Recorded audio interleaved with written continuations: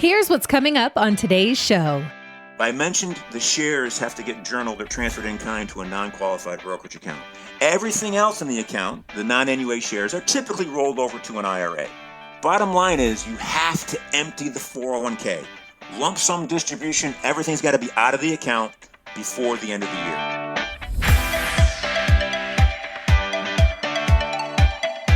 This is the Retire Happy podcast with John Amarino, fiduciary financial advisor at Securus Financial in the San Diego area, and Thomas O'Connell, president of International Financial Advisory Group, Inc. in Rockaway, New Jersey. Together, they'll be keeping retirement happy from coast to coast. Welcome back to another episode of the Retire Happy podcast. I am your host on the West Coast, John Amarino, joined by my esteemed co-host on the East Coast, Tom O'Connell. Tommy, how you doing, buddy? I'm doing great, John. How you doing? Good. We had a special weekend here for our family. Well, mostly the boys. The girls didn't get to participate, but I have a friend that works for Major League Baseball, so we were able to surprise Jake and his two best friends with field passes for batting practice, and it was, as a dad, I've been on the field before working games when I was in law enforcement, but as a dad to sit there and watch Jake and his buddies just, live out a dream that even, most adults haven't lived out. It was awesome. And the day before he was doing his batting practice in the morning before school, and he just randomly, he had no idea this thing was going to happen. He said, "You know what, Dad, on my bucket list is to shake Manny Machado's." And, he told Manny that, and Manny's like, "Let's do it." And so he got to shake his hand, and even that night he said, "Thanks, Dad, if this was like the best day of my life." So that was our weekend. Yeah, that's pretty cool. Those videos that you put out there were pretty cool too. The only thing I could say that possibly would have made it better if it was at Yankee Stadium. Yeah, that would be cool. But it wasn't. So we have another phenomenal episode for you. In the past, we've had the great Ed Slott on, and today we are going to talk about net unrealized appreciation, also known as NUA, and we have Ed Slott's expert on this, Andy Ives, and I'm just really excited to have Andy on the show. He's got 25 years of experience in the financial industry. He's had positions as relationship managers at a mutual fund companies. He's been the regional sales director, where he's partnered closely with advisors and plan sponsors. And then 5 years ago, he decided to remove the sales hat and go to the education hat. And he's really the IRA technical analyst for the great Ed Slott and Company. So he speaks nationally and, trains thousands of advisors. He's a CFP and a true expert on NUA, and we are excited to have Mr. Andy Ives on the show. And our special guest this episode, Andy Ives, an IRA analyst for Ed Slott and Company, LLC. Hey, John and Tom, great. Thanks to be here. I appreciate it. Yeah, it's great to have you. Tommy, another great, this is another Tom O'Connell grab with his relationship with Ed Slott. So great work, Tommy. Well, thanks. Andy has been with Ed Slott for quite a while, as have I. And I can tell you, every time Andy speaks, I'm learning something. So I'm really excited to have this. John, both you and I have run into a couple of clients, even very recently, that have had this situation. And so that's why we thought it was important, because we're just finding more and more people that come across this. Yeah. Literally, I'm dealing with our custodian on the stock certificates part of the NUA. Not that we did the NUA, we'll get into that a little bit later. But yeah, this is becoming more and more prevalent, not even with the highly compensated executives, but just employees. So definitely definitely looking forward to hearing what Andy has to say with especially his expertise. So why don't we jump right into it? I was just gonna say, without tooting our own horn, we don't come across many advisors who are very familiar with this either. So, I think this is a great one for today. No, and Tom, you made a great point. And from the comprehensive financial planning perspective, and the designations that Tommy and I have worked on, the extra training at Slott. I mean, Tommy's been one of the original members, right, Tommy? Yep, second graduating class. So the amount of knowledge that we're trying to bring to our clients, because investments are important. We've said it all the time, but it really is a small slice of the pie, and it's these advanced planning strategies like the NUA that can add value to your portfolio regardless of market performance. And again, Tommy, you hit it on the dot. There's a lot of advisors out there just focusing on investments and products, not strategies. And you're right. When it comes to NUA, when it comes to non-qualified or incentive stock options, really, I mean, in my analysis, I'd probably say less than 10% of advisors are even giving good advice or have good knowledge on it. So we're looking to bring the expert of the 10% onto you. So let's get started. Yeah, those are all good intro conversations and comments. I would agree with you that not many advisors know about it. We speak all over the country, and when I get to the NUA section of our training manual, I get a lot of blank stares when I talk to people out there, and it pains me to see that, because I can only imagine that the end user clients of theirs that get the short end of the stick, if they're not taught about NUA, if they don't learn about it, if they're not informed of the possibility of NUA being an option with their rollover. So we'll get into the weeds, certainly, of how it works and who's a candidate. But you also, John, made a great comment about it's not just the executives. You got people out there that have been working at a company at maybe a lower level position, but they've been there for 30 years, and they've been pumping, every pay period, they're pumping money into their account, and every pay period they're buying company stock. And next thing you know, they get $1 million, and they've got some kind of crazy low cost basis, a beautiful NUA candidate potentially. Doesn't have to be an executive. So certainly a lot of opportunities out there. Yeah, right. Yeah. So we're throwing NUA out there like it's, a designation after, CFP, AIF, RMW, CPWA. The listeners are probably like, what is NUA? So NUA, net unrealized appreciation. Andy, what are we talking about? Okay, yeah, there's so many acronyms in this business of ours. NUA, net unrealized appreciation. So it is applicable to 401k plans. Essentially, we're talking about company retirement plans. You can get into an ESOP and things like that, but when we say a company plan, typically we're talking about a 401k. You can't do it with an IRA, so just a 401k, and you have to have company stock in that 401k. So if you have company stock in your 401k, which a lot of people do, you might be a good candidate for the net unrealized appreciation tax strategy, because that's what it is. It's a tax strategy. You have to have essentially a low cost basis and a significant amount of stock in there. Now, significant is subjective. There is an art to this. It's not just a black box NUA. It's what I call the art and science of NUA. So we'll get into that as well. But essentially it is this. If I had, hypothetically, $1 million of company stock in my 401k, and if I was never told about NUA and this tax strategy, and I decided to roll that money over to an IRA, that's great. I can do that. $1 million just went from my 401k to my IRA, and now I withdraw it. I'm withdrawing it at ordinary income rates. So whatever my tax bracket is, now I'm just basically stacking dollars onto that and taking that money out at ordinary income rates. If, however, I was told about NUA and I had that $1 million in my 401k, and let's just say hypothetically my cost basis was $200,000. So the stock that I bought through my salary deferrals, I ended up paying $200,000 for it. But then over the years, over the 20 or 30 years that I've been working at this company, it has grown and appreciated to $1 million. If I proceed with the NUA strategy, basically I will pay ordinary income on the $200,000 and capital gains, long-term capital gains, on the $800,000 of appreciation.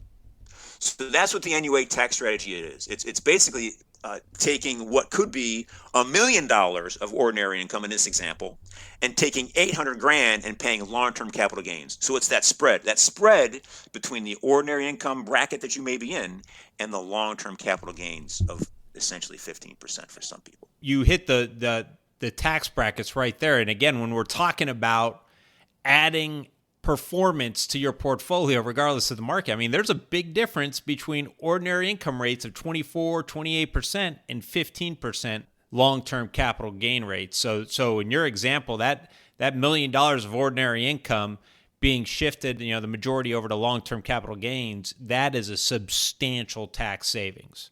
Potentially, yes, absolutely. That spread could be significant. 100%. You're absolutely right.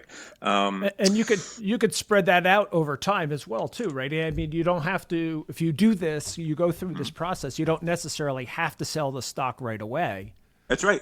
So that's what's nice about the NUA strategy. So I'm going to keep looping back to that $1 million example because it's just clean and easy to talk about. So We have this person with $1 million and a $200,000 in basis. If they decide to pursue an NUA transaction, the company stock, that $1 million in company stock, would be transferred in kind to a non-qualified brokerage account. So they take a distribution from the 401k. It goes just to a regular brokerage account. It doesn't get rolled over to an IRA. It comes out of the 401k. When that transaction happens, when that distribution happens, they will pay ordinary income on the $200,000 of basis, which we said that's going to be due that year. So yeah, you are getting a bump of income, 200 grand ordinary income for that year. The 800,000 of appreciation, you can sell that whenever you want. If you want to sell it next week or a portion of it next week, you can do so. You've got the long-term capital gains locked in. If you want to hold it for 15 years, you can do so as well. That 800 grand is dialed in and locked in at long-term capital gains rates. Now, Andy, you made a very important statement early on, and I want to loop back around to this because I had a pretty complex options case, and as a lot of advisors do in the financial planning realm, we ask the opinions of others, and we are on a mastermind group with Brookstone, and I had posed this question: does anyone have any other ideas for this NSO case that we're working? And one of the advisors had mentioned NUA, and it's pretty clear that there's a distinct difference between the option already being held on a brokerage style account and the NUA. So that's kind of going back to that 10% of advisors truly know the intricacies of this, but that's the key point. Number one, it has to be in that 401k, correct? It does. And another thing that people get hung up on as well is they say, well, I don't have company stock. I have the stock fund. That'll work. I know a lot of companies you're not buying these shares per se because, if you're deferring, I don't know, $80 or something into the company stock, you can't buy a partial share. So they establish these stock funds. That's great. You can buy partial shares in a stock fund. When you proceed with NUA, that stock fund will essentially be converted to shares, and those shares will be journaled to your non-qualified brokerage account. So yeah, that's a good point. There's definitely some intricacies to how the NUA works, how the strategy works. Now I know I'm going to get a question from a listener or two out there. What if you have stock that you feel is underperforming perhaps, or that you see, you work for a technology company and you see something down the road that it's going to have, or you believe it's going to have a great appreciation in the future, and then you part company with your company? And is that something that people would want to look at, or does that not work? Well, it could. I mean, if I work at company X and we're floundering, and I've been buying company stock in company X in my 401k, and I've got a little bit of appreciation or none at all, and if I were to leave that job and go to company Z, which I know is a rocket ship and it's going to do well, I can certainly join that 401k and I can buy that company stock, but it's going to take time. It's going to take time to get that appreciation. Assuming it's not one of these .coms back in the day that would go to the moon, but it's going to take time to get the appreciation so that I can ultimately take advantage of NUA, but you've got to have NUA and appreciation for it to work. I know some people will what they call reestablish basis. So if you've got if I've been working at a company, I've been buying company stock in my 401k, and it's crept up a little bit and crept up a little bit, and I've got a little bit of appreciation, and then for some reason it tanks. The market does poorly, the stock bottoms out. I can sell all my shares and then rebuy at the bottom. You don't have to worry about wash sale rules or anything like that in a 401k when you do this. Just sell it, rebuy it at a lower bargain basement price, and then basically start your NUA over again in the sense that start your appreciation growth and see how far you can take it before you do the NUA strategy. Wow, that's great. That's awesome. Great, yeah. One other thing too, you're mentioning the tax bump because, on that $200,000 in an example, you're going to get a $200,000 increase to your income that year. But, if we're looking in using this to our advantage, if a client is saying, should I retire now or next year? And what if next year they're raising ordinary income rates, 5%? This may be a great time to hurry up and, hey, just, swallow the pill at the lower tax rate in that 1 year, right? Absolutely. Yeah. And there's a bunch of ways. There's so many different ways you can manipulate the strategy to fit your needs. So, getting back to that $1 million person that would have the $200,000 income bump for that year. That person might say, hey, listen, Tom, listen, John, I can't afford it. I cannot afford a $200,000 hit. Well, you can do a partial NUA transaction. Maybe that person can only afford a $100,000 income. That's great. Take $500,000 of your shares. Directly transfer them into your non-qualified brokerage account. You're only going to have $100,000 of income that year. Now, the other $500,000 will get rolled over to your IRA, and we're going to talk about how that works. But that'll go to your IRA, and you'll forever lose the opportunity to do NUA on that. But at least you can be more efficient and effective with some tax planning if you just do a partial transaction. Right, and that brings up a good point because there is. And maybe we can kind of use the example that you just did that the entire distribution has to happen in the same calendar year, correct? Yes, absolutely. Once you activate it, and we'll talk about activation of NUA. Yeah, you have to get it done by December 31 or it's gone. Okay. So, Tom, if you're good with this, I want to take a step back, Andy. To qualify for NUA, there's 4 triggering events. Can we talk about that? Yes, absolutely. That's important. So, people might be listening and say, that's awesome. I love NUA. I've got company stock in my 401k. Let's go for it. It's not that easy. There's definitely some entry-level qualifications that you got to have to be able to qualify. You have to have a trigger event, and the trigger events are pretty basic. 59.5. So once you hit 59.5, that is an NUA trigger. Separation from service, that is a trigger event. Disability, but that's only for the self-employed, and death. So the biggies are 59.5 and separation from service. That's what we see most people using, but death will follow. You can't avoid it, so it's available to beneficiaries. NUA is available to beneficiaries, but yeah, the 59.5 and the separation from service are the key points. And I'll just talk through how it works. If I just put this out there as far as like the timeline. So I'm an employee. I've got my $1 million that we're talking about. I got my $200,000 in basis. I'm just still working along, having a good time at my company. I turn 59.5. My NUA light, as I imagine it, comes on. So that light is on. I've hit a trigger. Now I'm eligible to do NUA. I don't have to jump on it right now. That light will stay on in perpetuity as long as I don't do anything crazy in my account. So I hit 59.5. I've hit the trigger. My NUA light comes on. I'm ready to go. A couple years later, I haven't done anything in my account. I've continued to contribute to it, but I haven't done anything. I haven't taken anything out, done any Roth conversions or anything like that. Now it's 3 years later. My NUA light is still on, and I say I want to buy a bass boat. So I need some extra money. I take $10,000 from my 401k because I can take it in service distribution, and I buy my bass boat. That distribution that I took has now activated my NUA trigger. That light that was on is now flashing, which means I got to go now. I've got to do this NUA transaction this calendar year. If I don't proceed and do this whole thing now, at the end of the year, my NUA light will go off.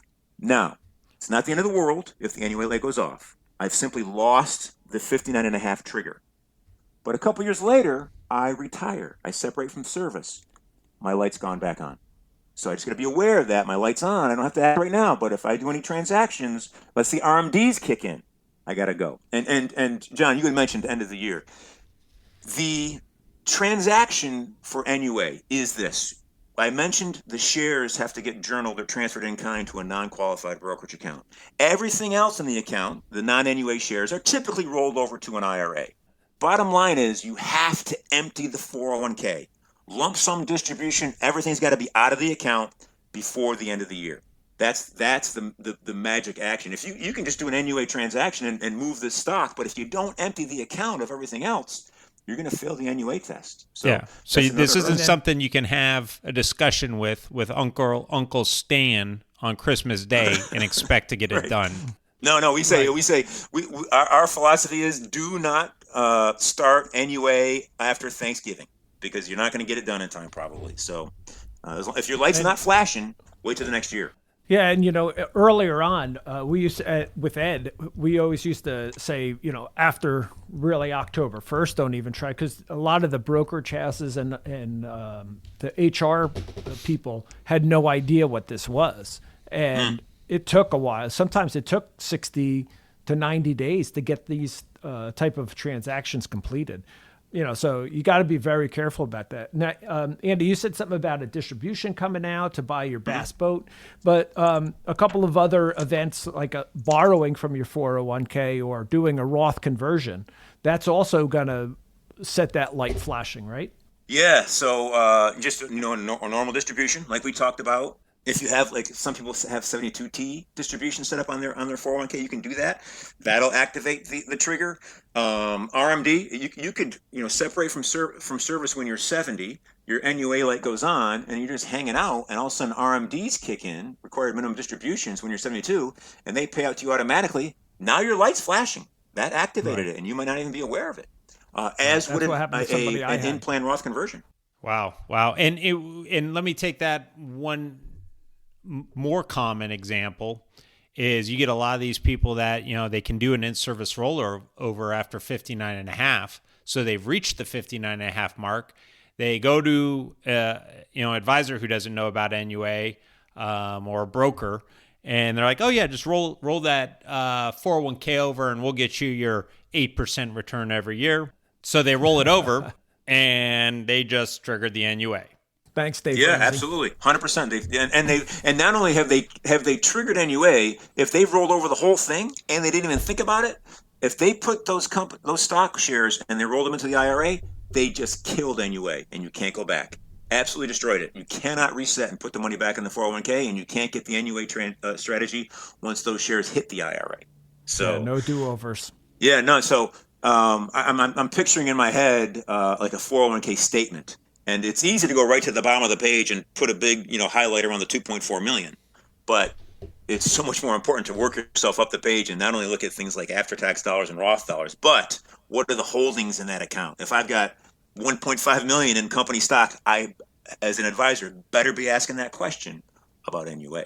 Right. And one asterisk that could be put on one of the triggering events, because this is what I just had a client where we chose not to do NUA for various reasons, but one of them was the fact that she separated from service, so technically was retired from her company, but it was prior to age 55. So therefore, she's much younger than the 55, so she would get hit with that 10% penalty if we chose to do the NUA, because with that retirement, the asterisk has to be there that you also have to be 55.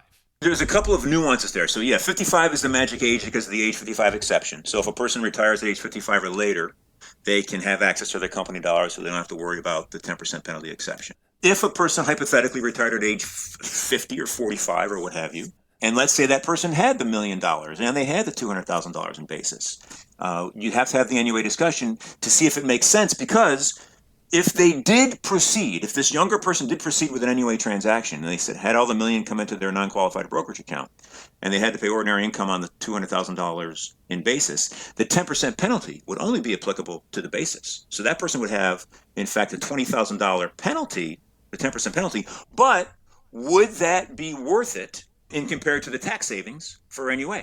So that's where we get into the whole art of NUA, and there's a tipping point someplace. If you picture a seesaw, there is a tipping point somewhere where it makes sense, and what might make sense for one person might not make sense for another.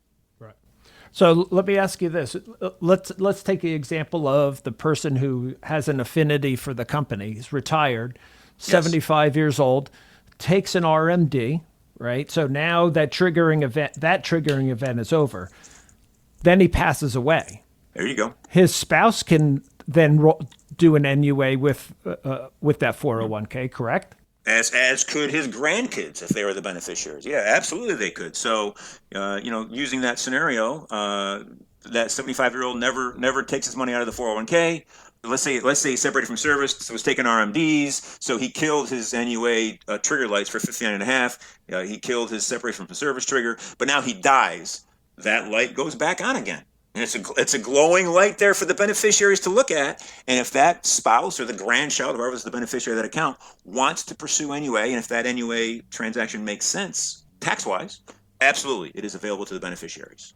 And then with the non-spouse beneficiary designation, doing the NUA, you get out of that 10-year distribution rule for beneficiary IRAs. Well, yeah, let's spin that one forward. Right? So that we got, you're right. You got the $1 million. Let's say it goes to the grandkid. The adult grandkid is 25, 30 years old. It goes into an inherited IRA account. He's got $1 million in there. He's got the 10-year rule. Grandpa was 75 taking RMDs, so now this kid's got to take 10 RMDs in years 1 through 9. He's blasting this money out of the account at whatever his ordinary income bracket is. If he had pursued NUA, he would have got hit with the $200,000 up front, but he would have locked in 15% capital gains, hopefully 15% on that $800,000. So definitely a possibility to get a little bit of a spread break in taxes there. This thing could be so killer for somebody. It really could. Yeah. And I'll tell you a funny story. And there are people out there that know about it. And I've heard stories that one advisor told me that he had a prospect come into his office, and the prospect was open and said, he goes, I've been to 4 different advisors, and I just want to see what they have to say. And he spread all his stuff out on the desk, and this advisor knew about NUA, and he was looking through his paperwork, and he goes, and the advisor asked the client, he said, I see you've got some company stock in your 401k. Have you heard about NUA? And the client raised an eyebrow and said, so you heard about that, have you? And this guy won the account simply because he knew about NUA. And this client was sneaky. He was fishing. Who knows about NUA? And he found that advisor, and he won the account for it. Yeah, but I mean, smart move by the client prospect. Yeah, yeah, for sure. Now, because we were just on the topic of death, one thing that I'd like to talk about is the cost basis and step up at death when we're doing some estate planning considerations. Can we just talk about that really quick, Andy? Yeah. So there's no step up with NUA. That is locked in. So that $800,000 account, if that grandchild beneficiary that wants to do that transaction, they're not going to get a step up to the $1 million. If they do the NUA transaction, they're going to have the $200,000 tax, and they're going to have the $800,000 long-term capital gain. So that's certainly one thing to be aware of for beneficiaries, to make sure that they understand how that works and how it wouldn't work with a step up. But then again, even if you lost a step up in basis, which you hate losing it, because of course we would love things tax free, but I'd much rather pay long-term capital gains rates than ordinary income rates, especially if as the beneficiary, I'm a higher income earner. Absolutely, 100%. Yes, absolutely. Or if you're a lower income earner right now and your capital gains rate is 0. Yeah, that's true. You can. I've seen people. I've seen people do that. They do the NUA transaction. They bite the bullet with the basis. They pay the tax on that basis, and then they're in such a low bracket they just slowly peel away, and they pay the 0% bracket if they can. So, and Tommy, that's a great point you make, because again, what we preach to our clients is, even the beneficiaries are individuals that need their own planning. You just don't say, oh, you know what, I've got a million in non-qualified money that's going to receive a whole step up and $1 million in IRA money. I'm just going to just go 50-50 to each kid, when one kid may be a lower income earner. Maybe they're doing something they love and it's not a very high income salary and they're making, $60,000 a year. And then you have, your other child that's making $400,000. You're cutting in the IRS as a large beneficiary, because that high income earner is going to get a huge tax bill on top of their tax bill. So even kind of something like this, and Andy, correct me if I'm wrong, you could sit here and go, well, you know what, I've got this other non-qualified money that's going to receive the step up in basis. I'm going to leave that to my higher income earner child, because they're going to get the tax break there. And then my lower income earner child is going to be perfect for this non-step up in basis, because we can manage that to where they are not paying capital gains on this because of their income. That's right. 100%. Yeah. You could say, I'm going to give my high earning child my Roth IRA because it's tax free. And I'm going to give my low earning child this large, you do the math to see what the value is, give them an equal value, but certainly give them maybe the Roth IRA to the higher earner and figure out how to do the NUA to the lower earning child. Absolutely. Yeah. Yeah, so a lot of different things. One thing I did want to mention, because I'm sure anybody that's listening is probably thinking about this, is, okay, I do the NUA transaction. I don't sell the stock right away once it's in my non-qualified brokerage account. What happens to the appreciation after the distribution? This is where, in my mind, I call it the NUA parfait. So you got a 3-layer parfait sitting in front of you in this nice glass, and the bottom level of that parfait is the $200,000 cost basis that we talked about. The next level of that NUA parfait is the $800,000 of appreciation that happened inside of the 401k. So now the $1 million has come out. But now that stock is still doing well. So now we've got appreciation after the distribution. That appreciation would need to be held for 1 year before it gets the long-term capital gains rate. So that's the only thing to consider when it comes to, I know a lot of people think about the 1 year hold. Any appreciation after the distribution would be ordinary income unless it was held for 1 year. So just be aware of that third layer of the NUA dollars. Right. Great point. Now, let's, I know the answer to this, but let's get it out there for the audience, right? So I do an NUA, everything goes perfectly smooth, and then January 15th of the following year, I get a dividend from the stock. Mm-hmm. What happens? Yeah, that's a good question. Great question, because that happens all the time. Dividends will trickle in, interest will trickle in. That will not disqualify NUA. So you got to do your lump sum distribution. You got to get everything out of the account before the end of the calendar year. But beyond some your control, sometimes stuff will trickle in. As long as you just take that out, you're good to go. And that actually leads me to another point. I've had people say, okay, I hit 59.5. I haven't left my company, but NUA really is attractive to me. So I'm going to go ahead and do the NUA transaction. Okay, go for it. They do the NUA transaction. Everything is well and good. And this person says, but I want to keep contributing to my plan. Can't do it. Once you do the NUA transaction and you've done the lump sum distribution and you've emptied the account, yes, dividends that trickle in can come out. Yes, interest can get paid out, but you can't go back in there and just start all over again with your salary deferrals and company match and stuff like that. Now, is that for the rest of your career, or is that just in that 1 year? For the rest of your career at that company, for that plan. Now, if you quit that job and went to another company and worked there for another 10 years, you could do NUA again if you had good appreciation in that other new company. But for that existing plan, once you choose NUA, you are basically tapping out of that 401k. Right. Great point right there. So, Andy, we've talked a lot about the nuances of the NUA, but for the listener out there, who really is a good candidate for NUA? Anybody that has company stock in their 401k, number one. So if you have company stock, yes, you could be a good candidate. Secondly, is it highly appreciated? And I said earlier, that's a subjective point. I've had people say that they've got $50,000 in basis and they've got a $200,000 total value of the stock. 150 grand might not be worth it to some people. Other people say, yes, I'm going to pursue NUA. So is it highly appreciated, and what do you consider to be highly appreciated in your own mind? Maybe 50 grand basis, you need 500,000 for it to be worthwhile to you. So that's number two. And number three, just think about your age. Are you nearing a trigger point? We talked earlier about being 55 or being earlier. Just think about if a trigger is imminent, so to speak. Right. And then obviously you need the ability to pay the taxes. 100%. Yes. And that really could, for some people where they can't pay the taxes, that might just be, all right, well, then your other option is no NUA. Absolutely. Yeah. If you cannot pay the taxes, it's just like if I want to do a Roth conversion, I can't afford the taxes. Well, then you're out, assuming you don't pay it from the IRA conversion. But yeah, absolutely, you got to have the money to be able to pay the taxes. But again, I mentioned earlier, you might not be able to do the whole thing, and you can do a partial. You can certainly do a partial NUA transaction, and maybe help yourself save some taxes on that deal. Right.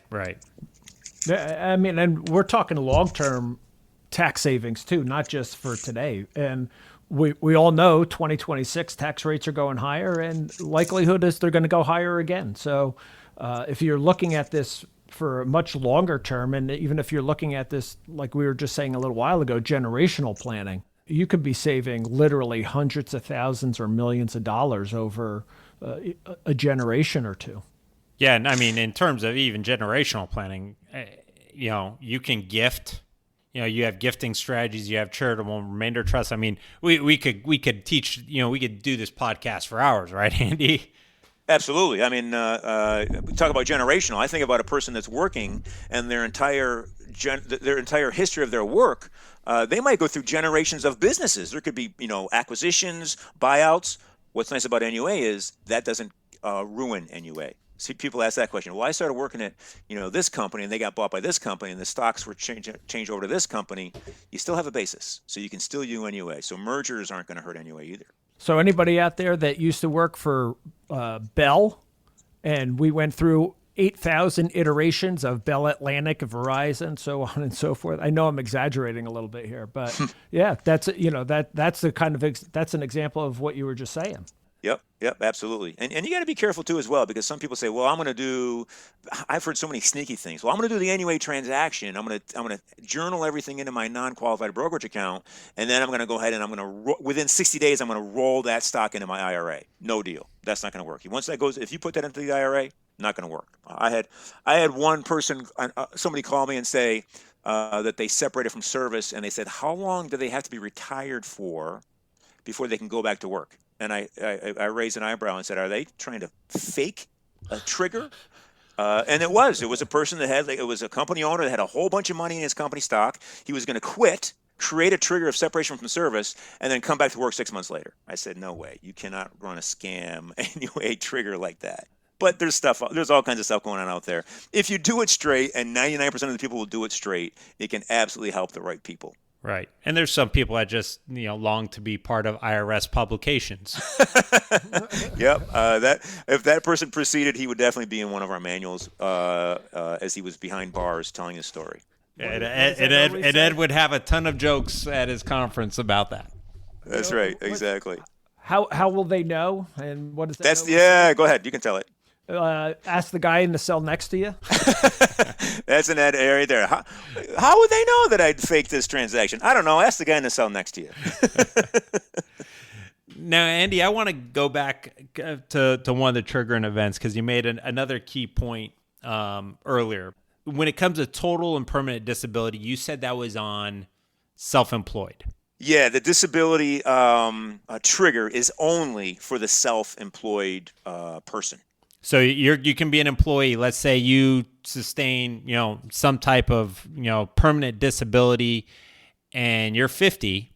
That's not gonna, and you do qualify in terms of the NUA having that highly appreciated stock, whatnot. But you're totally disabled, but you're going to be subject to that 10% penalty if you try to do NUA because you didn't reach the age 55.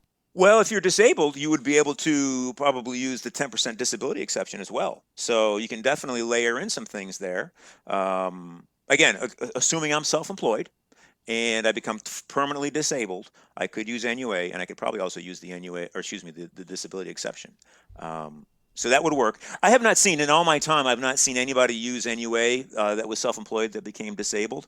The ones that we always see are, of course, 59 and a half and separation from service, and then death does come up occasionally. Sadly, I think that most beneficiaries are simply not aware of the NUA possibility. But I will say I've not seen a disability one yet.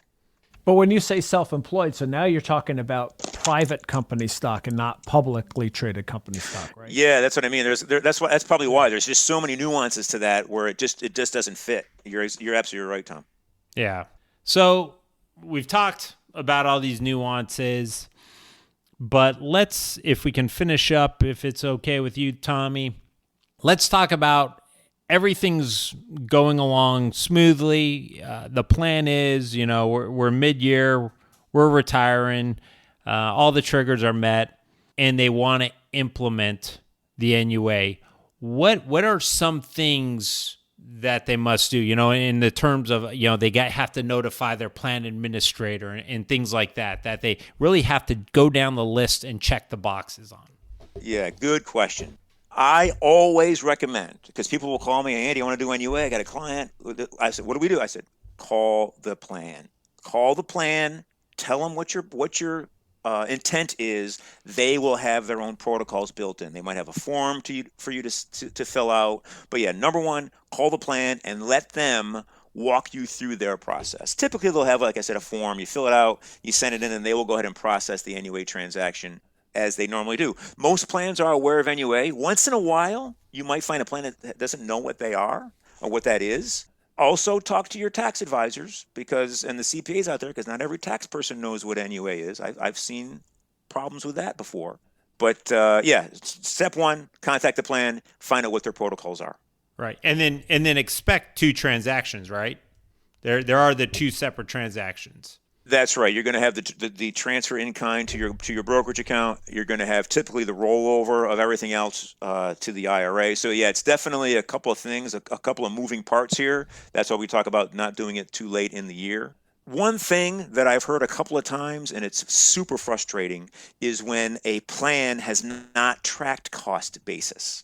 I felt so bad for one person where a guy had worked at a company for 30 years, and he had been contributing to the company stock for years and years and years and years, and he knew he had significant appreciation, but it was not documented at the plan.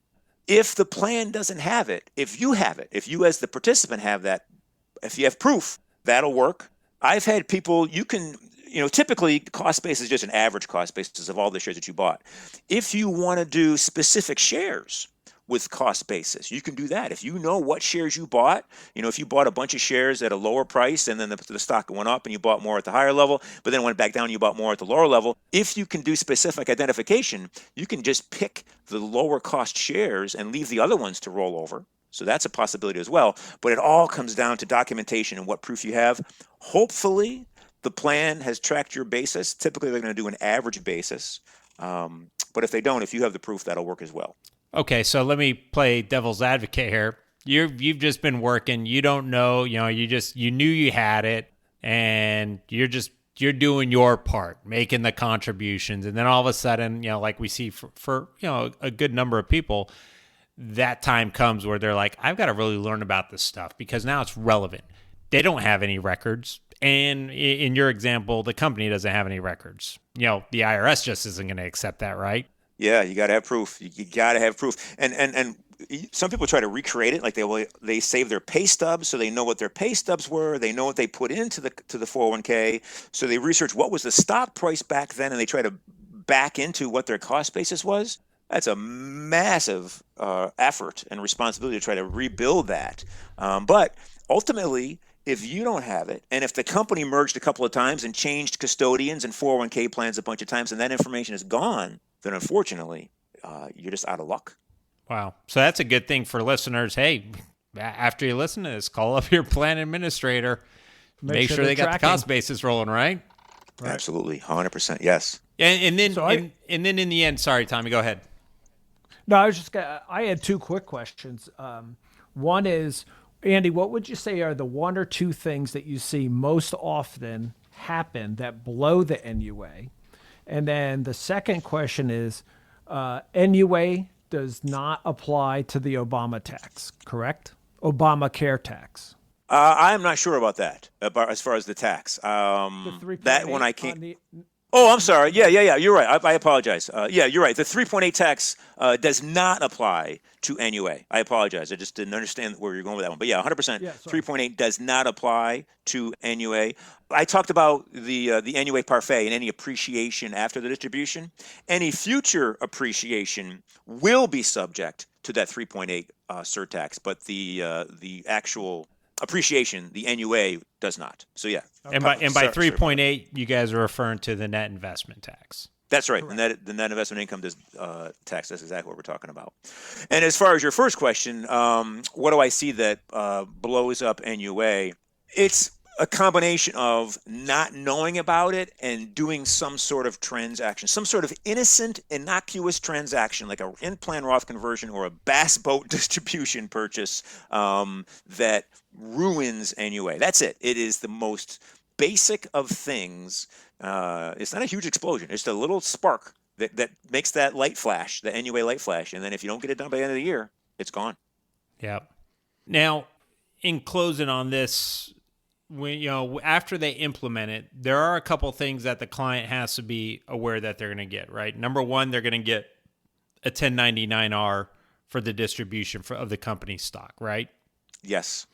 And then the other thing is, especially, and I've seen CPAs that weren't well versed when it comes to this executive compensation, is from what I've seen, you're also going to complete Form 4972 when you're doing your taxes. I don't think you need to do that with it.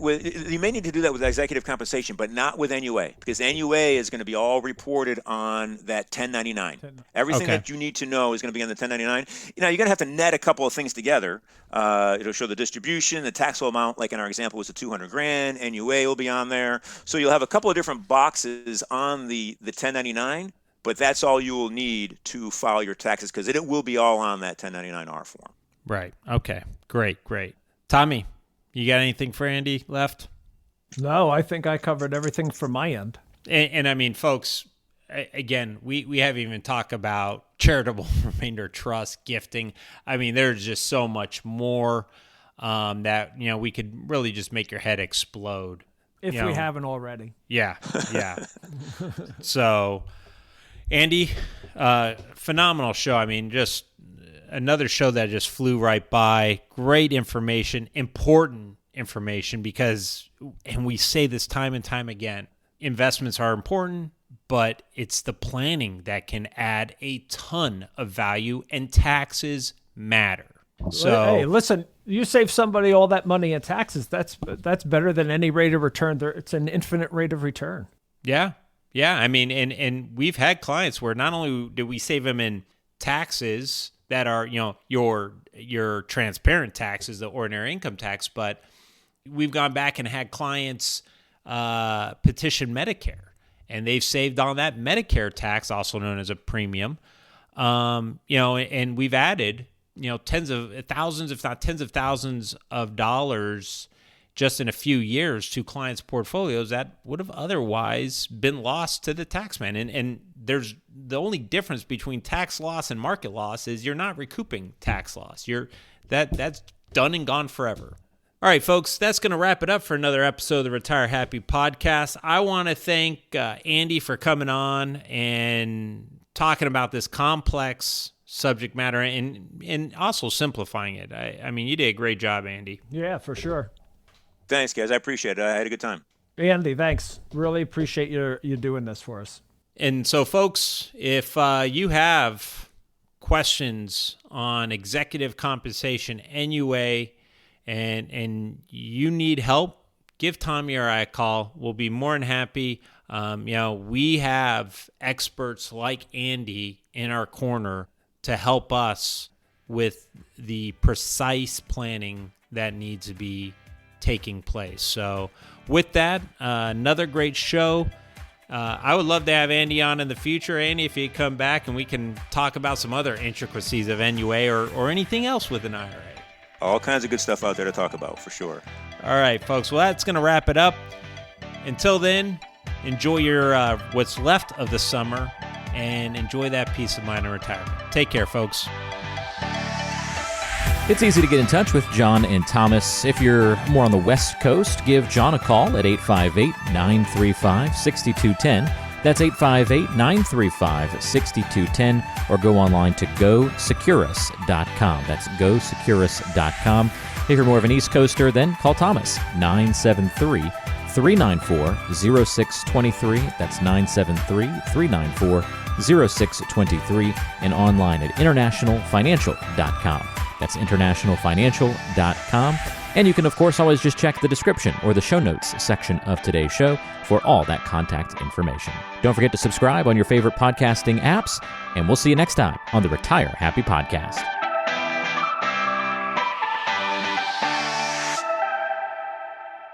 Investment advisory services offered through Brookstone Capital Management, LLC BCM, a registered investment advisor. BCM, Securus Financial, and International Financial Advisory Group are independent of each other. Insurance products and services are not offered through BCM, but are offered and sold through individually licensed and appointed agents. The opinions expressed by John Iamarino, Thomas O'Connell, and guests on this show are their own and are based upon information considered reliable, although it should not be relied upon as such. Any statements or opinions are subject to change without notice. Investments involve risk and, unless otherwise stated, are not guaranteed. Past performance cannot be used as an indicator to determine future results. Any strategies mentioned may not be suitable for everyone. Information expressed does not take into account your specific situation or objectives and is not intended as recommendations appropriate for you. Before acting on any information mentioned, please consult with a qualified tax or investment advisor to determine if it is suitable for your specific situation. This program is designed to provide accurate and authoritative information with regard to the subjects covered.